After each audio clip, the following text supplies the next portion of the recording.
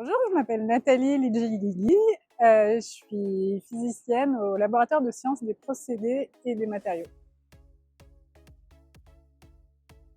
J'aime faire plein de choses, je suis très curieuse, les voyages, l'art, le sport, finalement un peu comme tout le monde. Et un de mes moteurs, c'est quand même la diffusion de la culture scientifique. Et c'est un petit peu un prétexte parce que ça me permet de toucher à plein de choses, de travailler avec des artistes,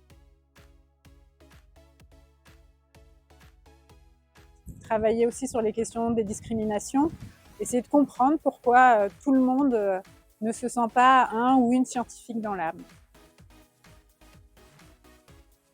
À la fin de mon lycée, je ne savais pas exactement ce que je voulais faire. C'était à peu près sûr que je voulais faire de la recherche, mais je ne savais pas dans quelle discipline. J'étais bonne en maths, donc j'ai fait, à l'époque ça s'appelait un DUG de maths, donc c'était un bac plus 2, mathématiques et informatique. Et finalement, au bout de la deuxième année, je me suis rendu compte que c'est pas les maths, j'aimais bien, mais pas tant que ça.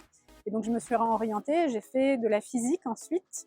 Et en particulier, j'ai fait un master de sciences des matériaux et de sciences des nanomatériaux. Donc c'est là où j'ai commencé à faire des nanomatériaux. Enfin, ma petite question à ce moment-là, c'était de comprendre comment fonctionnaient les ordinateurs, comment ça se passait vraiment à l'intérieur d'un processeur. Donc l'électronique m'intéressait, donc j'ai fait une thèse en nanomatériaux, mais pour des composants électroniques. Et puis à la fin de ma thèse, je me suis rendu compte que ce que j'aimais, c'était l'interdisciplinarité. Donc j'ai encore changé un petit peu et j'ai trouvé des sujets où j'ai pu développer un peu plus l'interdisciplinarité, le travail avec des biologistes, avec des chimistes. Ça m'intéresse énormément jusqu'aujourd'hui. Je ne peux pas ne pas vous parler de mes profs. J'ai toujours été bonne dans les matières scientifiques, ça, il n'y avait pas tellement de soucis. Mais je trouve que les bons profs, et je peux vous parler de mes profs de collège en particulier, m'ont permis de comprendre que j'aimais ça.